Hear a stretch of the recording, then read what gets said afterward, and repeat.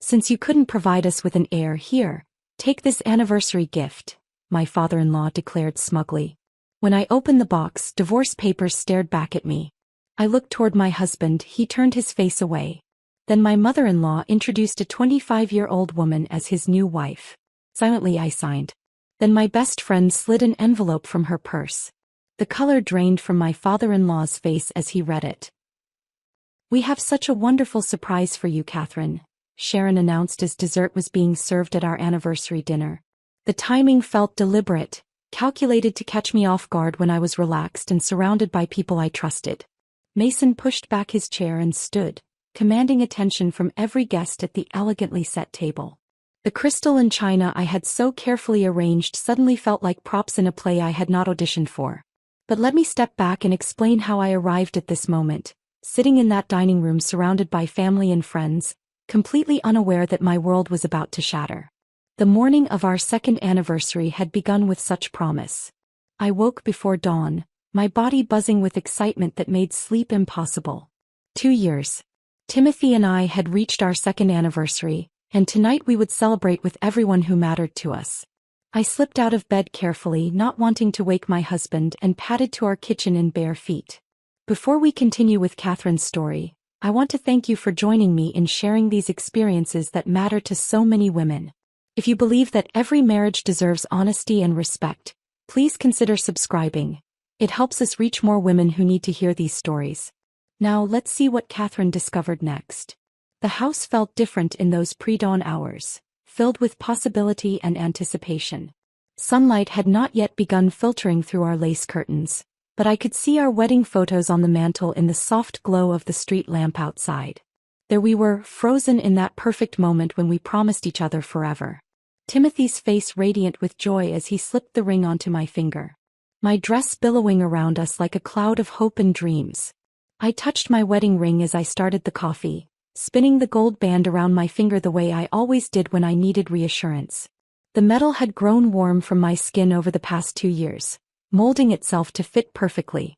It felt like part of me now, as natural as breathing. Timothy appeared in the kitchen doorway just as I was plating his favorite breakfast.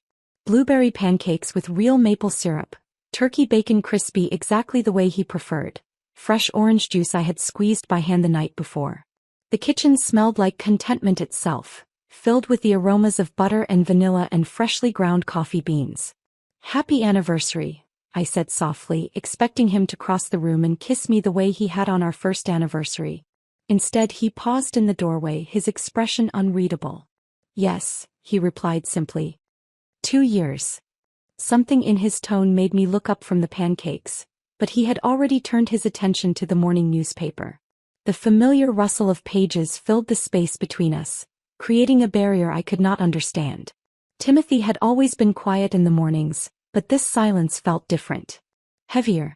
More deliberate. I dismissed my uneasiness as anniversary nerves. Men handled celebrations differently than women, I reasoned. Where I felt excitement bubbling up like champagne, he probably felt the weight of expectation, the pressure to make the evening perfect for our families. The afternoon found me at Mason and Sharon's house, transforming their formal dining room into the perfect setting for our celebration. Sharon directed my efforts with her usual mixture of criticism disguised as helpful suggestions, but there was something different about her energy today. She practically vibrated with excitement as we arranged flowers and polished silverware. You seem particularly happy today, I observed, carefully placing roses in the crystal vase that had been her wedding gift to us. Oh, Catherine, Sharon replied, and her smile was broader than I had ever seen it. Tonight is going to be such a special evening. Such a relief, really. We have been anticipating this moment for quite some time. Mason nodded from his leather armchair where he observed our preparations with the satisfaction of a general surveying his troops before battle. 2 years provides adequate time for evaluation, he said, his voice carrying that authoritative tone he used when making pronouncements about family matters. Tonight we celebrate making necessary decisions. Their words felt warm and inclusive, as if they were finally welcoming me fully into their family circle. I had worked so desperately for this acceptance, enduring countless family dinners where subtle criticisms were delivered with surgical precision. Every holiday gathering where I smiled through pointed questions about grandchildren. Every social event where I felt like I was auditioning for a role I believed I had already earned through marriage. The dining room transformed under our combined efforts, becoming a showcase worthy of the celebration I imagined we were creating.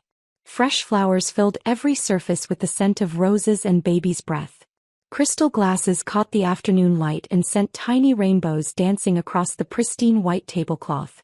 The good china, each piece worth more than most families spent on monthly groceries, gleamed under the chandelier I had spent an hour cleaning to perfection. As guests began arriving that evening, I felt that familiar surge of pride that came with successful entertaining. Our friends and extended family filled the house with laughter and conversation, their voices mixing with the classical music I had selected for background ambience. Everything was proceeding exactly according to plan.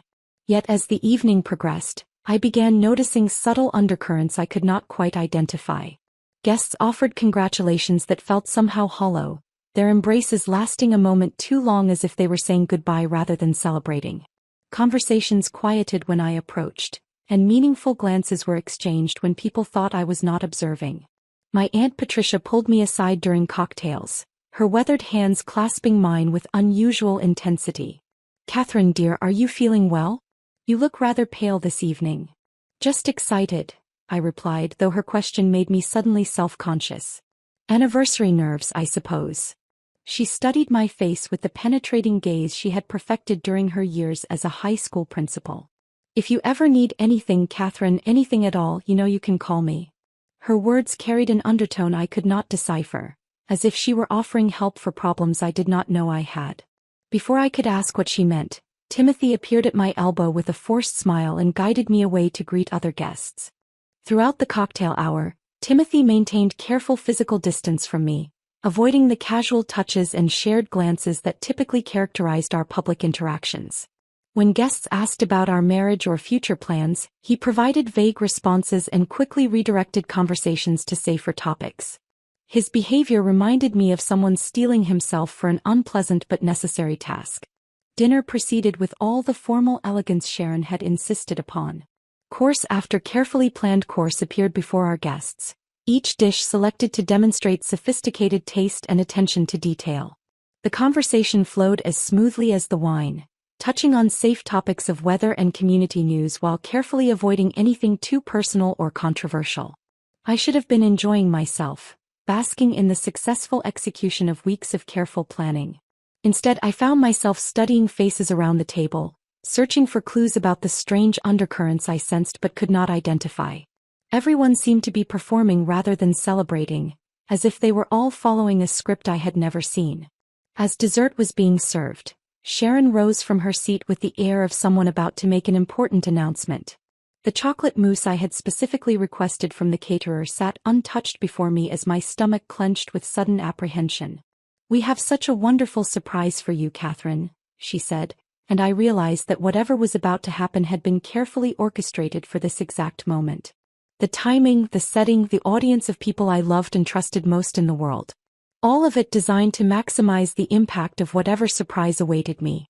Mason pushed back his chair and commanded attention from every guest at the table. In that moment, surrounded by crystal and china and flowers I had arranged with such care, I finally understood that I was not the host of this celebration. I was its target.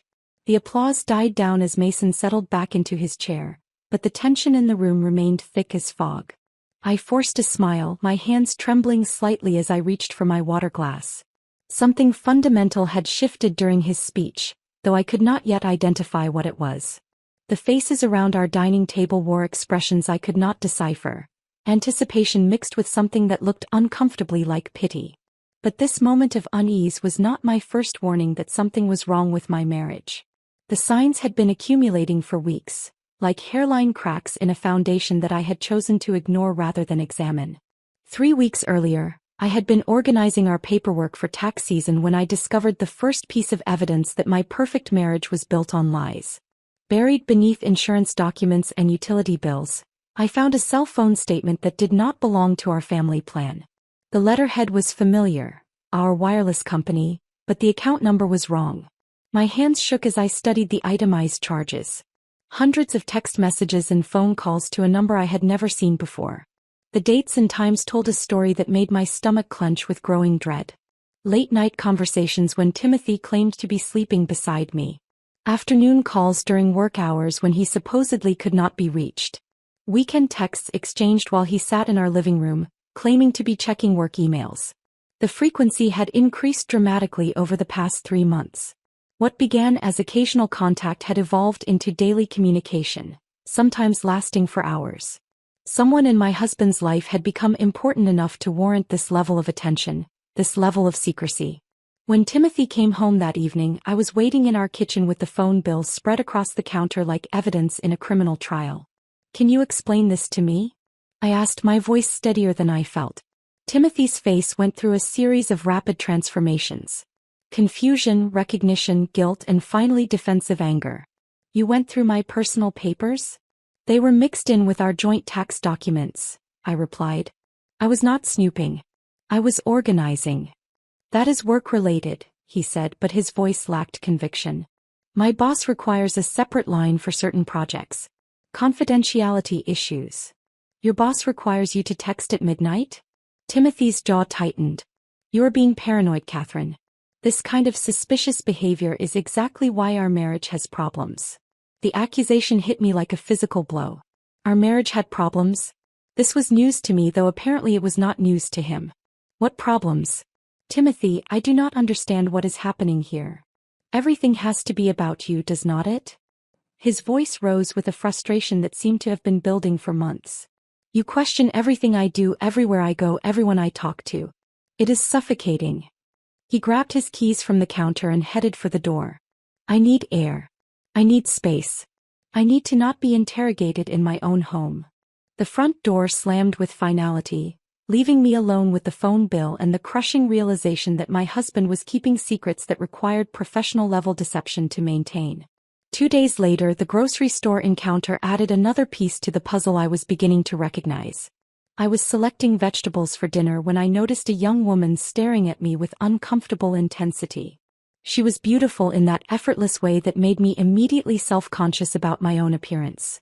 My hair that never quite held its style, my clothes that suddenly felt frumpy and outdated. "You must be Catherine," she said, approaching with obvious nervousness. "I am sorry, do we know each other?" "I am Judith," she replied, her hands trembling slightly as she introduced herself. "I work with Timothy. He mentions you sometimes." Timothy rarely discussed his colleagues with me, and he certainly had never mentioned anyone named Judith. Her nervousness seemed disproportionate to a casual grocery store encounter. She kept glancing around as if she expected someone to catch us talking. "He told me about your anniversary party," Judith continued. "It sounds like it will be lovely." This struck me as particularly odd. Timothy had been reluctant to discuss our celebration, claiming he preferred private moments to public displays. Why would he share details with a coworker he had never mentioned? "How thoughtful of him to talk about our marriage at work," I said carefully, studying her face for clues about what she was not telling me. Judith's smile faltered. "Oh, he does not really discuss your marriage. He talks about other things. Personal things." She paused, seeming to realize she had revealed too much. "I should go. It was nice meeting you, Catherine." She hurried toward the exit with obvious urgency, leaving me standing in the produce section with questions multiplying in my mind like cancer cells.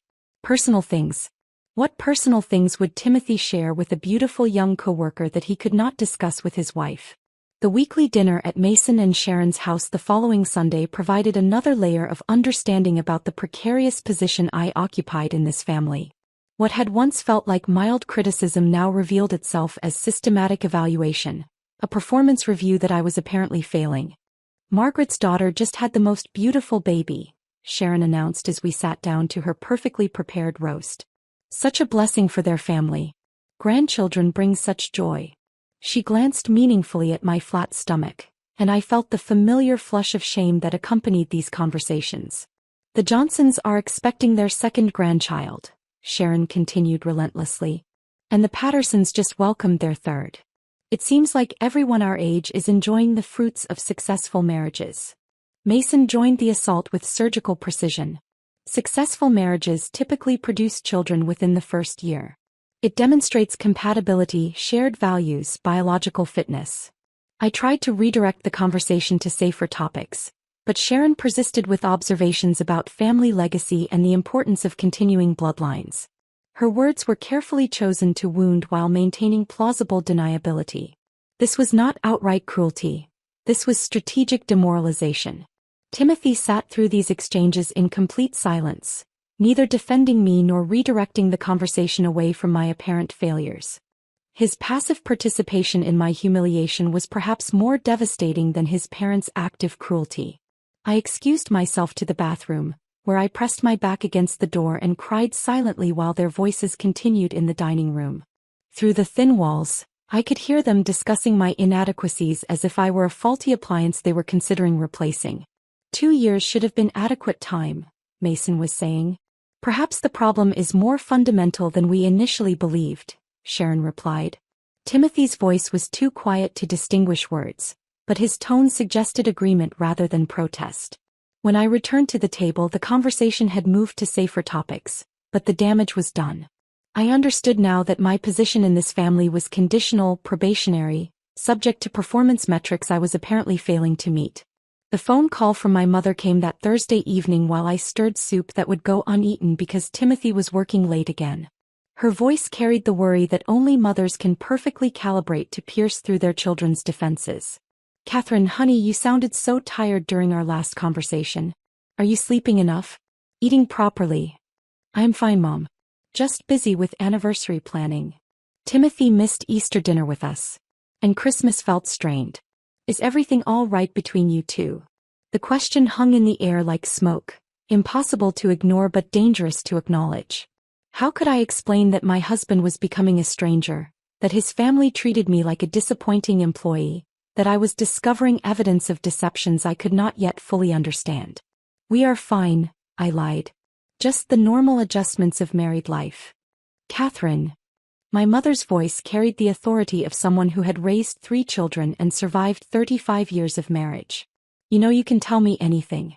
If you need help, if you need to come home for a while, if you need anything at all.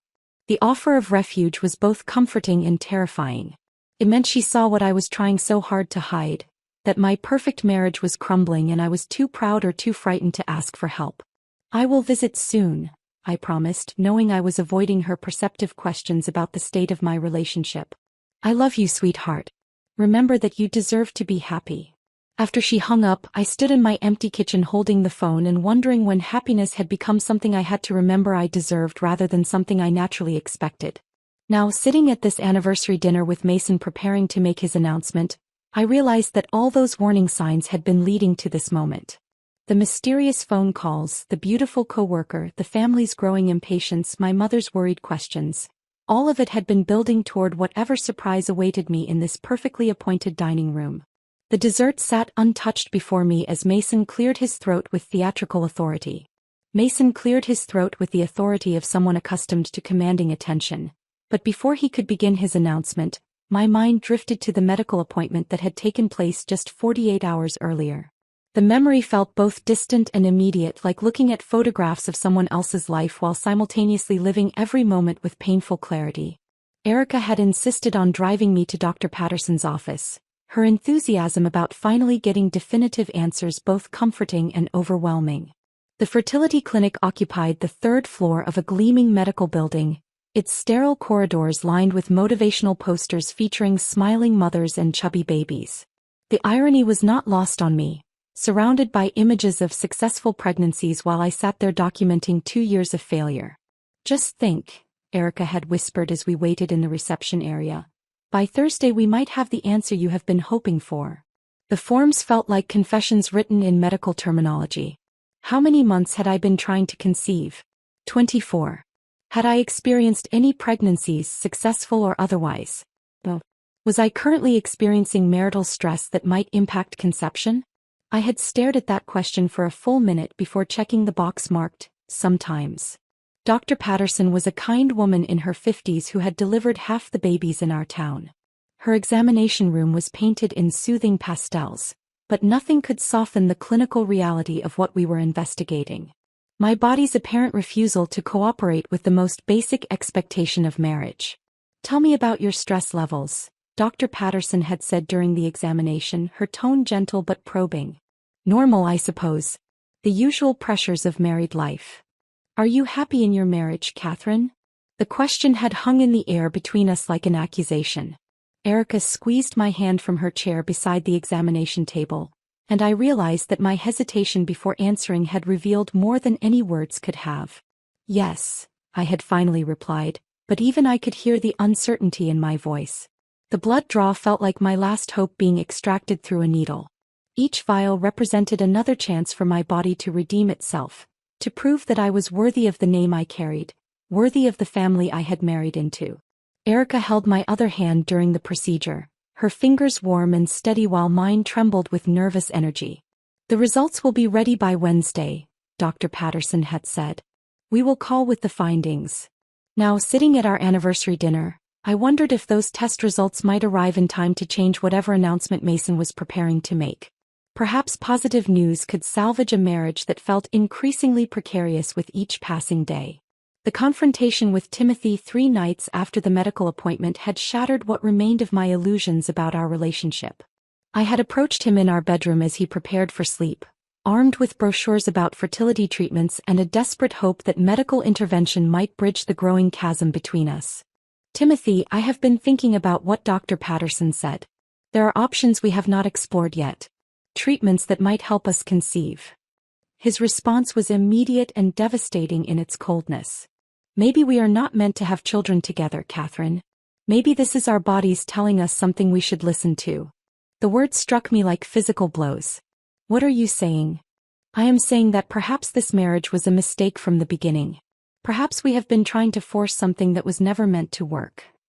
I stared at this stranger who wore my husband's face but spoke with the voice of someone who had already departed from our relationship emotionally. Is there someone else, Timothy? His silence stretched between us like a guilty verdict. When he finally spoke, his voice was flat and final. I think I should sleep in the guest room tonight. We both need space to think about what we really want. That night marked the beginning of a new phase in our marriage. One where we lived as strangers sharing a house, maintaining appearances while privately acknowledging that something fundamental had broken beyond repair. The discovery of Mason and Sharon's true feelings about me came during a routine family gathering the following Sunday. I had volunteered to help Sharon serve dessert, a gesture that had once felt like daughterly devotion but now felt more like desperate performance art. The pantry where Sharon stored her good serving dishes was located just off the dining room, separated by a thin wall that did nothing to muffle conversations. I was reaching for the crystal cake plates when I heard my name spoken with undisguised contempt. Catherine has proven herself incapable of fulfilling the most basic requirement of marriage, Sharon was saying to Mason. 2 years without even a miscarriage to show for it. At her age, if it was going to happen naturally, it would have happened by now. The girl is defective, Mason replied with the casual cruelty of someone discussing faulty merchandise. Timothy deserves better. A wife who can actually produce children instead of making excuses. My hands froze on the serving dishes as their conversation continued with increasing viciousness.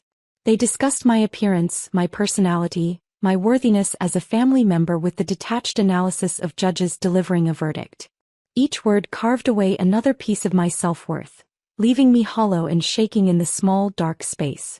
We need to find Timothy a more suitable wife, Sharon concluded.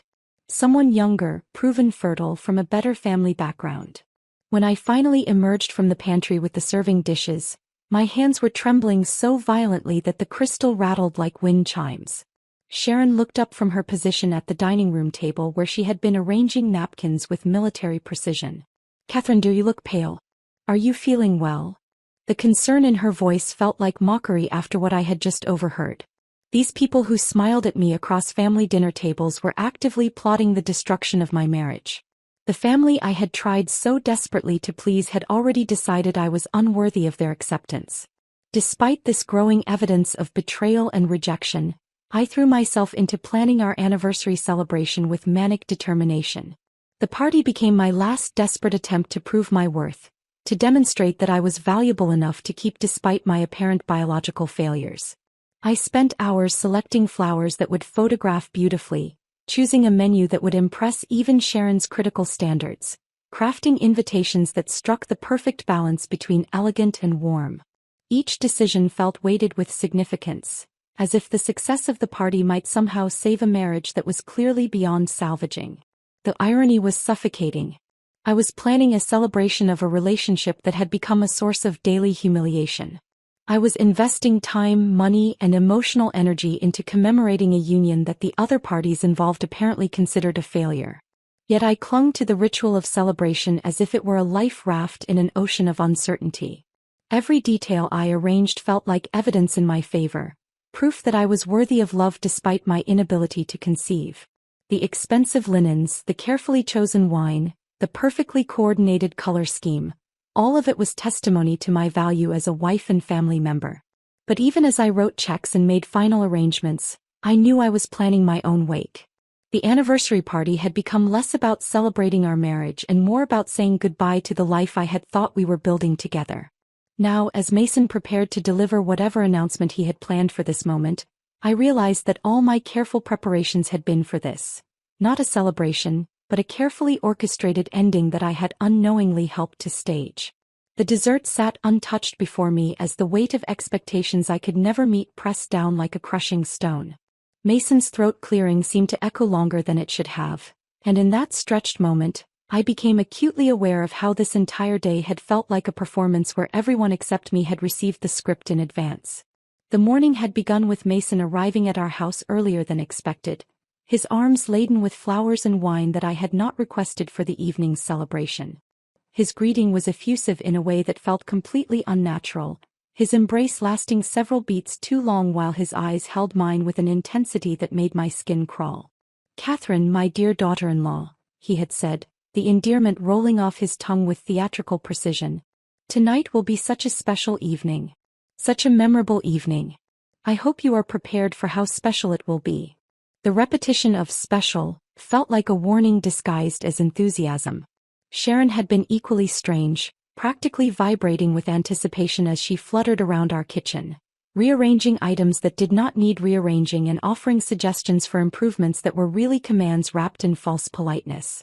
"You should wear your blue dress tonight, Catherine. The one with the high neckline.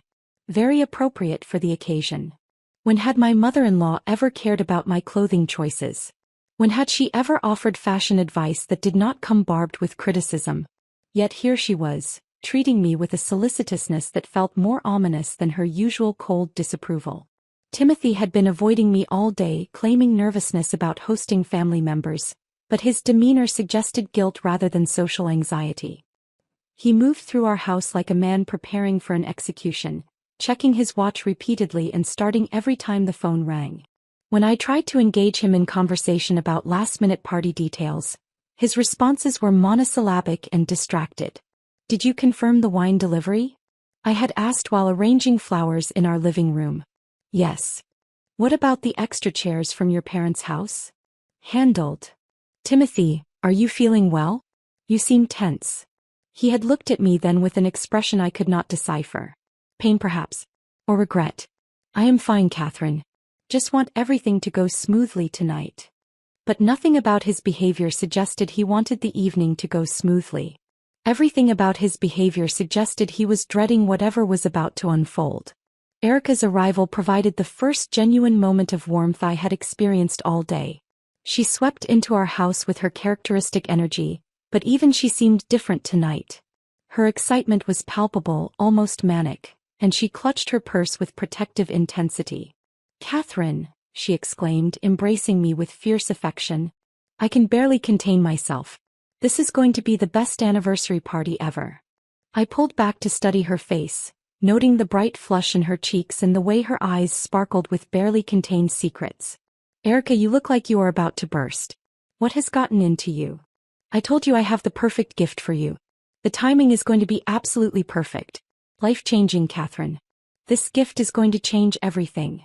She kept touching her purse as she spoke, her fingers tracing the outline of what I assumed was an envelope. The gesture was both protective and reverent, as if she were carrying something precious and fragile. "You are making me nervous with all this mystery," I said, but her enthusiasm was infectious. For the first time all day I felt a flutter of genuine hope. Perhaps whatever surprise Erica had planned would counterbalance the strange tension that had been building since morning. "Trust me," she whispered, squeezing my hands. "When the moment is right, when it will have maximum impact, I will give you something that will make everyone in this room understand just how special you are." Her presence anchored me in a way that nothing else had that day. While Timothy's family made me feel like an outsider performing for their approval, Erica made me feel seen and valued for who I was rather than what I could provide. As guests began arriving, the social dynamics of the party felt immediately wrong in ways I could not articulate. Extended family members and old friends filtered through our front door with congratulations that rang hollow and embraces that felt more like condolences than celebrations. My cousin Michael, usually boisterous at family gatherings, seemed subdued and kept avoiding eye contact when he spoke to me. "Congratulations, Catherine. I hope tonight brings you everything you deserve." Everything I deserved? Why did that sound less like a blessing and more like a threat? Mrs. Henderson from down the street, normally full of cheerful chatter about neighborhood gossip, offered unusually elaborate compliments that sounded rehearsed. "Catherine, dear, you look absolutely radiant tonight. So brave, so dignified. I have always admired your strength." Brave? Dignified? These were not words typically associated with anniversary celebrations. These were words reserved for people facing adversity with grace. Throughout the cocktail hour, I caught glimpses of meaningful exchanges between guests when they thought I was not observing. Raised eyebrows, subtle nods, whispered conversations that ceased abruptly when I approached. The social fabric of the party felt charged with information that everyone possessed except me. My Aunt Patricia cornered me near the fireplace, her weathered hands grasping mine with unusual urgency. "Catherine, sweetheart, you look terribly pale. Are you feeling well? Have you been eating enough?" "I am fine, Aunt Patricia. Just excited about the celebration." She studied my face with the penetrating gaze she had perfected during decades of teaching high school students. "If you ever need anything, Catherine, anything at all, you have my number. Promise me you will call if you need help." Help with what? Why did everyone seem to believe I would need assistance with something? What crisis were they all anticipating that I remained oblivious to? Timothy's behavior throughout the evening confirmed my growing suspicion that he was preparing for something that required significant psychological fortification. He drank more heavily than I had ever seen him drink at a family gathering, his usual one glass of wine replaced by multiple trips to the bar cart. He maintained careful physical distance from me, avoiding the casual touches and shared glances that normally characterized our public interactions. When guests asked about our marriage or future plans, his responses were vague and quickly redirected to safer topics like work or sports. I watched him check his watch obsessively, as if he were waiting for a specific moment to arrive. His conversations with his father always ended abruptly when I approached, their whispered exchanges carrying an urgency that made my stomach clench with apprehension. "Timothy," I whispered during a brief moment when we found ourselves alone in the kitchen. "What is wrong with you tonight? You are acting like you are attending a funeral rather than our anniversary party." He looked at me with eyes that seemed to hold apologies for crimes not yet committed. "Catherine, I just want you to know that none of this was personal. None of this was because you are not a good person. None of what was not personal. Timothy, you are scaring me." But before he could respond, Sharon appeared in the doorway with the announcement that dinner was ready to be served. Now, as Mason prepared to make whatever announcement had been planned for this moment, I realized that every strange interaction, every meaningful glance, every whispered conversation had been leading to this. The dessert sat untouched before me as the weight of impending revelation pressed down like a gathering storm about to break. The storm that had been building all evening finally broke with Mason's next words. "Ladies and gentlemen, family and friends," he began, his voice carrying the practiced authority of someone delivering a verdict that had already been decided. "We have gathered tonight not just to mark Catherine and Timothy's second anniversary, but to address some very important family matters." A chill ran down my spine as the room fell completely silent. Even the soft classical music that had been playing in the background seemed to fade away, leaving only the sound of my own heartbeat thundering in my ears. Mason reached into his jacket pocket with theatrical precision, producing an envelope that looked official and ominous in the candlelight. He held it high enough for everyone to see, like a prosecutor presenting evidence to a jury. "Marriage," he continued, his gaze settling on me with uncomfortable intensity, is an institution with specific purposes. When those purposes are not fulfilled after a reasonable period of time, difficult decisions must be made for the good of all involved parties. My mouth went dry. The dessert fork trembled in my hand as I set it down on the china plate with a soft clink that seemed to echo through the silent room. "Catherine, my dear," Mason said, and his endearment felt like a blade wrapped in silk. "You have been part of our family for exactly 2 years. That represents adequate time to evaluate the success of this union and make necessary adjustments for the future." Timothy stood frozen beside his father's chair, his face pale as parchment, his eyes fixed on some invisible point beyond my shoulder. He looked like a man standing before a firing squad, except he was not the one about to be executed. "Since you could not provide us with an heir," Mason continued, his voice growing stronger with each word, "here, take this anniversary gift." The envelope materialized before me, held steady by Mason's confident hand. Around the table, I could hear sharp intakes of breath from some guests, while others leaned forward with the morbid fascination of spectators at a public execution. My hands shook as I accepted the envelope. The paper felt expensive, substantial, weighted with importance that I was only beginning to understand. The return address was embossed with the logo of a law firm I did not recognize. "Open it, Catherine," Sharon urged from across the table, her voice bright with barely contained excitement. "We are all so eager to see your reaction."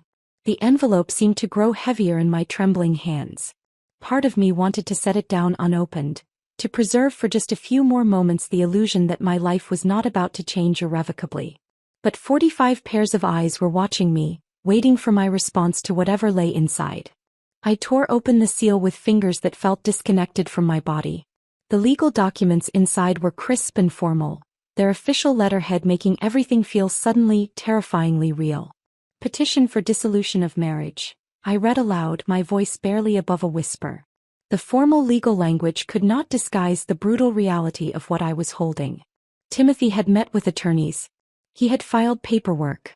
He had planned my abandonment with the same methodical precision that other couples used to plan vacations. The room began to spin as I processed the terminology that reduced our marriage to a contractual arrangement being terminated due to irreconcilable differences stemming from the respondent's failure to conceive children within a reasonable time frame. "Timothy."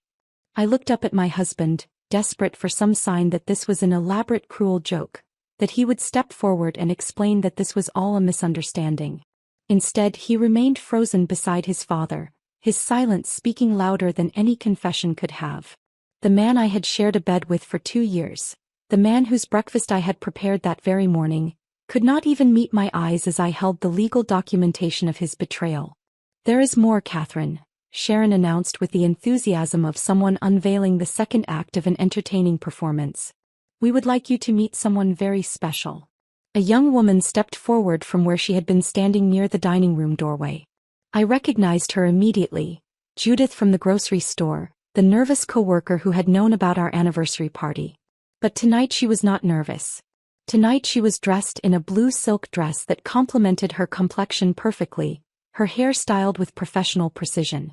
"Catherine," Sharon continued with barely concealed glee, "I would like you to meet Judith, Timothy's fiancée. They plan to marry as soon as the divorce is finalized." The words hit me like physical blows. Fiancé. They were already engaged while I was still legally married to him. The betrayal had layers I was only beginning to understand. I looked at Judith more carefully now, noting details that had escaped me during our grocery store encounter. She was wearing earrings that looked familiar, delicate pearl drops that I suddenly recognized as belonging to Timothy's grandmother. Family heirlooms that had been promised to me were already adorning my replacement. "We wanted you to meet her properly," Mason explained with the tone of someone conducting a business transaction, "so there would be no confusion about the arrangements moving forward. Judith comes from an excellent family, and she has already proven her ability to conceive." Proven her ability to conceive. The words echoed in my mind as I stared at this young woman who was apparently superior to me in the only way that mattered to this family. She was not just Timothy's mistress. She was his upgrade, carefully selected and evaluated for her reproductive potential. "The papers just need your signature, Catherine," Timothy finally spoke, his voice hoarse and strained. "I have already signed them. We can make this easy for everyone." Easy for everyone. As if there was an easy way to have your marriage dissolved in front of an audience of family and friends. As if there was an easy way to discover that your husband had been planning your replacement while you were arranging flowers for your anniversary celebration. I looked down at the divorce papers again, at the line marked with a yellow sticky note where my signature was required. The pen that Mason offered me felt impossibly heavy, weighted with the finality of what I was being asked to do. Around the table, guests shifted in their seats with the uncomfortable energy of people witnessing something they knew was wrong but felt powerless to stop. Some avoided eye contact entirely, while others watched with the fascination of spectators at a particularly dramatic theater performance. "Catherine," Erica's voice cut through the silence, and I looked up to see my best friend standing near the living room entrance, her face white with shock and fury. "Do not sign anything." "Not yet." But I was beyond thinking clearly. The humiliation was complete, the betrayal absolute. These people who had pretended to care about me had systematically orchestrated my destruction, and they were doing it in front of everyone I knew. Through tears that made the legal documents blur before my eyes, I signed my name on the designated line. The pen scratched across the paper with finality, each letter of my signature sealing my fate and ending my marriage in the most public, humiliating way possible. The room erupted in relieved cheers and congratulations for Timothy, as if my pain was the price of admission to their celebration. The cheers and congratulations died instantly when Erica stepped forward, her face transformed from shock into something far more dangerous: cold, calculated fury. The earlier excitement I had noticed in her demeanor was still there, but now I understood its true nature. She had not been excited about celebrating my marriage. She had been excited about what she was carrying in that envelope, and witnessing my public humiliation had just given her the perfect moment to deploy it. "Since we are exchanging gifts," Erica announced, her voice slicing through the celebration with surgical precision, "I have one as well." The room's energy shifted instantly. Guests who had been raising their glasses in toasts to Timothy and Judith now turned toward Erica with expressions ranging from curiosity to concern. Mason, still basking in the afterglow of his successful orchestration of my humiliation, looked annoyed at this unexpected interruption. "Erica, dear," Sharon began, her tone carrying the patronizing sweetness she reserved for people she considered beneath her attention, "how lovely that you want to participate, but I think we have had enough excitement for one evening." "Oh, I disagree completely," Erica replied, her smile sharp as a blade. "I think this evening is just getting started." She reached into her purse with deliberate slowness, withdrawing the envelope she had been protecting all night. But instead of handing it to me as I had expected, she walked directly to Mason's end of the table. The symbolism was not lost on anyone in the room. She was challenging the patriarch directly, meeting power with power. "This envelope contains information that I believe will interest you greatly," Erica said, holding the document just out of Mason's reach. "Information about your daughter-in-law that might have influenced your decision-making tonight. Had you bothered to gather all the facts before proceeding with this performance?" Mason's confidence faltered for the first time all evening. "Young lady, I do not know what game you think you are playing, but—" "No game," Erica interrupted, her voice growing stronger with each word. "Just truth. Something that seems to be in short supply in this family."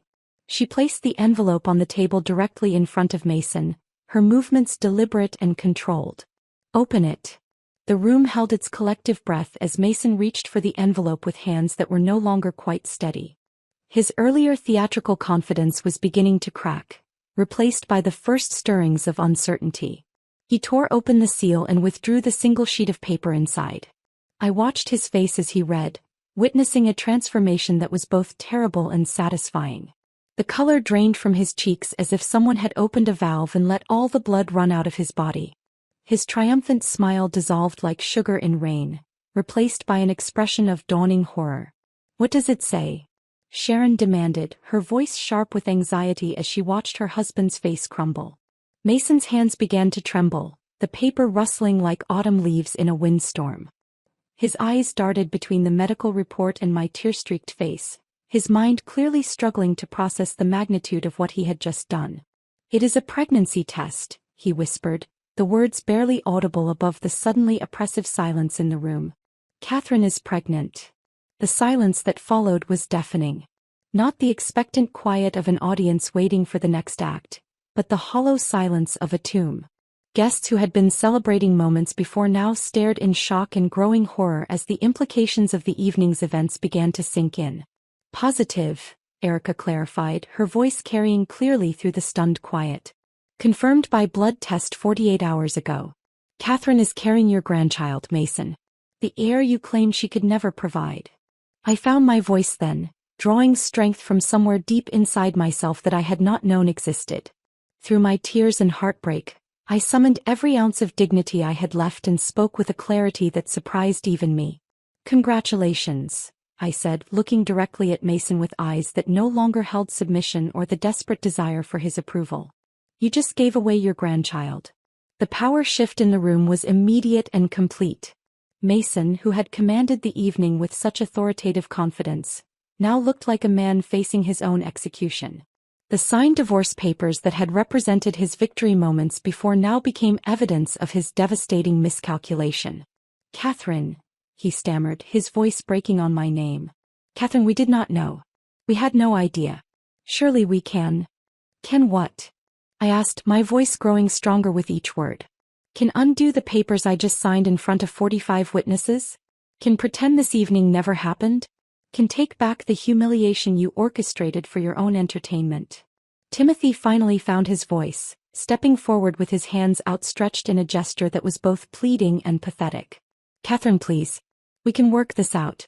The papers do not have to be filed. We can tear them up right now. Work what out, Timothy? I asked, and the irony of the situation was so sharp it was almost funny. Work out our marriage that you have already legally dissolved. Work out your relationship with Judith, who is wearing your grandmother's earrings and planning to move into our house. Judith, who had been standing beside Sharon like a trophy on display, now looked like she wanted to disappear into the wallpaper. The triumph she had worn so confidently moments before had evaporated, replaced by the uncomfortable realization that she had participated in the destruction of a pregnant woman's marriage. This is all a misunderstanding, Sharon interjected, her voice rising with desperate pitch. An unfortunate timing issue. We can make this right. We can. You can what? Erica interrupted, her fury now fully unleashed. You can undo the legal documents. You can erase the public humiliation. You can magically transform this celebration back into what Catherine thought it was. Mason was now openly begging, his earlier arrogance completely evaporated. Catherine, please. You must understand. We thought we were doing what was best for everyone. We thought. You thought wrong, I said simply. You thought you could dispose of me like defective merchandise and replace me with a newer model. You thought you could orchestrate my humiliation for your entertainment. You thought you could destroy my life without consequences. The legal reality of the signed documents was sinking in around the room. Even if I wanted to forgive this betrayal, even if I wanted to attempt reconciliation, the divorce papers created a legal barrier that could not be simply wished away. The wheels of dissolution were already in motion, set in stone by signatures and witnesses. The papers are signed, I continued, my voice steady despite the tears still streaming down my face. The marriage is over. And your grandchild will never know the family that threw him away before he was even born. The celebration that had begun with such cruel joy was now awake, mourning the death of relationships and possibilities that could never be resurrected. The silence that followed my declaration stretched like a taut wire ready to snap. Around the dining room table, 45 faces stared at me with expressions ranging from shock to pity to dawning understanding of what they had just witnessed. But I was done being the object of their scrutiny, done being the victim of their entertainment. Erica appeared at my side as if summoned by some invisible signal, her arms sliding through mine with protective determination. Come on, she whispered, her voice gentle but firm. We are leaving. Catherine, please, Timothy called out as I pushed back my chair, the legs scraping against the hardwood floor with a sound that seemed to echo through the sudden chaos. We can fix this. We can make this right. I turned to look at him one last time, this man who had shared my bed and my dreams and my morning coffee ritual. His face was pale with panic, his hands reaching toward me in a gesture that was 2 years too late. Fix what, Timothy? I asked, my voice steady despite the tears that continued to flow. Fix the legal documents I signed in front of everyone we know? Fix the humiliation you orchestrated? Fix the fact that you replaced me before you even divorced me? He had no answer for that. None of them did. Mason stumbled to his feet, his chair toppling backward in his haste. Catherine, you have to understand. We made a mistake. A terrible mistake. But we can correct this. The papers do not have to be filed. We can tear them up right now. And then what? I asked, my voice growing stronger with each word. Pretend this evening never happened? Pretend you did not just publicly humiliate me for the entertainment of our family and friends? Pretend Judith is not standing there wearing your mother's jewelry and planning to move into my house. Sharon stepped forward, her face flushed with desperation. Catherine, dear, you must be reasonable. Families have misunderstandings. This can all be worked out. Think about the baby. Think about what is best for your child. The audacity of her words stopped me cold. What is best for my child, I repeated slowly, is to never know the family that threw him away before he was even born. With Erica's steadying presence beside me, I walked toward the dining room exit, leaving behind the crystal and china and carefully arranged flowers that had once represented my hopes for acceptance and belonging. My steps were measured and deliberate, each one carrying me further away from the life I had thought I wanted. Catherine. Mason's voice cracked as he called after me. You cannot do this. You cannot take our grandchild away from us. I paused at the threshold, turning back one final time to address the people who had just destroyed my world with such calculated precision. I am not taking your grandchild away from you, I said clearly. You gave him away when you handed me those divorce papers. The arguing voices and desperate pleading followed us through the front hallway, but they grew fainter with each step we took toward the door. Guests who had come expecting to celebrate an anniversary now found themselves witnesses to the complete implosion of a family, and I could hear their uncomfortable murmurs mixing with the increasingly frantic protests from Timothy and his parents. The cool night air hit my face like a blessing as Erica and I stepped onto the front porch. After the suffocating atmosphere of betrayal and cruelty inside Mason and Sharon's house, the October evening felt clean and purifying. I breathed deeply, filling my lungs with air that did not carry the weight of disappointment and judgment. Do not look back, Erica whispered as she guided me toward her car parked at the curb. Do not give them the satisfaction of seeing you hesitate. I kept my eyes fixed forward, focused on the red taillights of cars lining the street, on the porch lights of neighboring houses where other families were probably enjoying normal Tuesday evenings without drama or betrayal or public humiliation. With each step away from that house, I felt something lifting from my shoulders, a weight I had carried for so long that I had forgotten what it felt like to walk without it. Behind us, the front door opened and Timothy's voice carried across the yard. Catherine, please, do not do this. But I was already climbing into Erica's passenger seat, already closing the door on that chapter of my life with a firm click that felt more final than any divorce papers could. Erica started the engine and pulled away from the curb with careful precision, her driving unusually slow and deliberate. In the safety of her car, surrounded by the familiar scent of her vanilla perfume and the soft jazz music playing on her radio, I finally allowed myself to completely fall apart. The sobs came from somewhere deep inside me, the kind of crying that involves your entire body and leaves you gasping for breath between waves of grief. 2 years of marriage, 2 years of trying to earn approval that was never going to come, 2 years of believing I was building something permanent with someone who was secretly planning my replacement. Let it out, Erica said softly, reaching across to squeeze my hand while keeping her eyes on the road. Let it all out. You have been holding this in for months. He was right. I had been carrying the weight of a failing marriage, absorbing the criticism and disappointment of Timothy's family, making excuses for behavior that should have been inexcusable. The relief of finally releasing all that suppressed pain was almost as overwhelming as the pain itself. I cannot believe they did that to you, Erica said, her voice shaking with fury. I cannot believe they planned that whole performance. It was cruel beyond anything I could have imagined. Through my tears I managed to speak. You saved me, Erica. If you had not been there with those test results, if you had not stood up to them, you would have found another way, she replied firmly. You are stronger than they ever gave you credit for. Stronger than you gave yourself credit for. As we drove through our quiet suburban neighborhood, past houses where lights glowed warmly in kitchen windows and families were probably settling in for normal evenings together, I began to feel something unexpected stirring alongside my grief. It was relief, pure and simple. The marriage that had been slowly suffocating me was over. The constant pressure to earn approval from people who would never accept me was finished. The pretense that we were building something beautiful together could finally be abandoned. "Where do you want to go?" Erica asked as we approached the intersection that would take us either to my house or hers. "Home," I said without hesitation. "I want to go home." The house that Timothy and I had shared looked different as Erica pulled into the driveway. The porch light I had left burning cast familiar shadows across the front yard, but something fundamental had shifted. This was no longer the home I shared with my husband. This was simply my house, the place where I would raise my child and build whatever came next. Erica helped me carry my overnight bag into the house, her presence filling the silence that had once felt oppressive but now seemed peaceful. As I moved through rooms that contained 2 years of shared memories with Timothy, I realized that the house no longer felt like a shrine to a failed marriage. It felt like the beginning of something entirely new. "I should call my mother," I said, settling onto the couch where Timothy and I had once watched television together in the evenings. The familiar furniture looked different now, transformed by the knowledge that I would be the only adult making decisions about what happened within these walls. Erica nodded, squeezing my shoulder before heading to the kitchen. "I will make us some tea while you talk to her. Take your time." Despite the late hour, my mother answered on the second ring, her voice immediately alert with maternal concern. "Catherine, sweetheart, it is nearly midnight. Is everything all right?"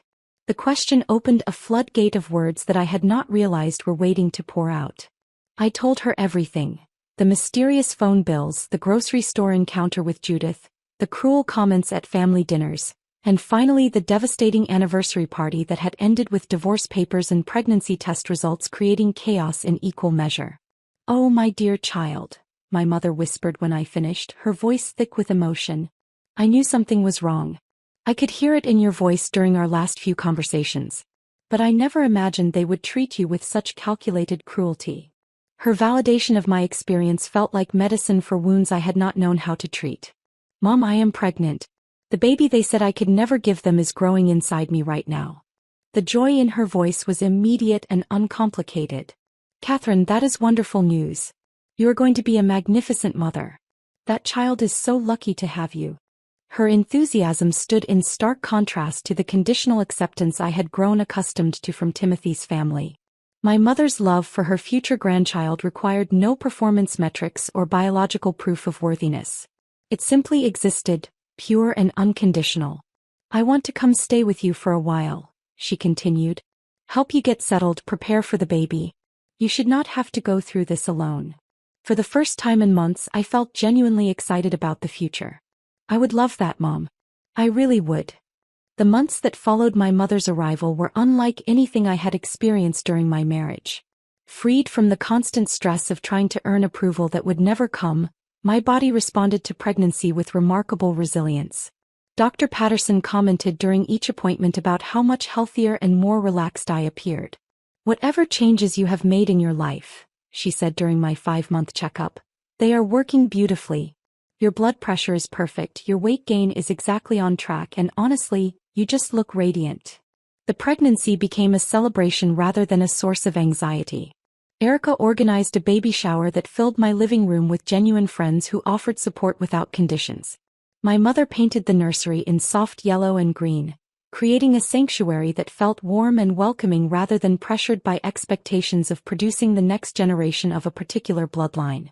When Timothy attempted to contact me through various channels during those months, my lawyer made it clear that the divorce proceedings would continue as planned and that he had no legal claim to involvement in my pregnancy. The signed papers from that devastating evening had created an ironclad barrier that protected both me and my child from further interference.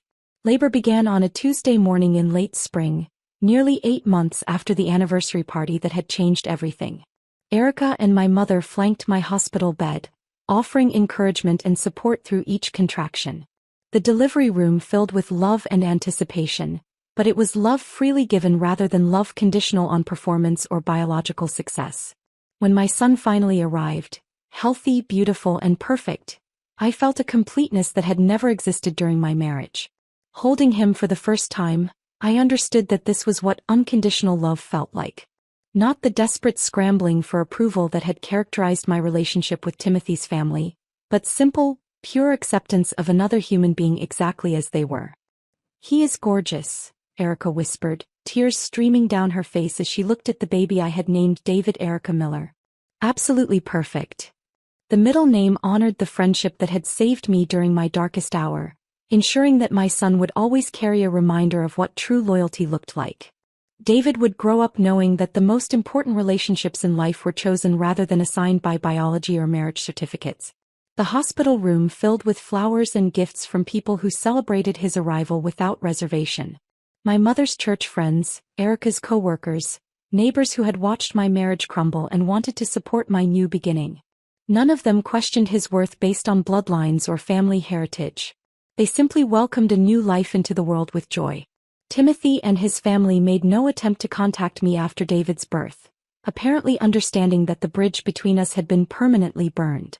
The legal documents that had once represented my humiliation now served as protection, ensuring that my son would never be subjected to the conditional love and constant evaluation that had made my own life with them so miserable.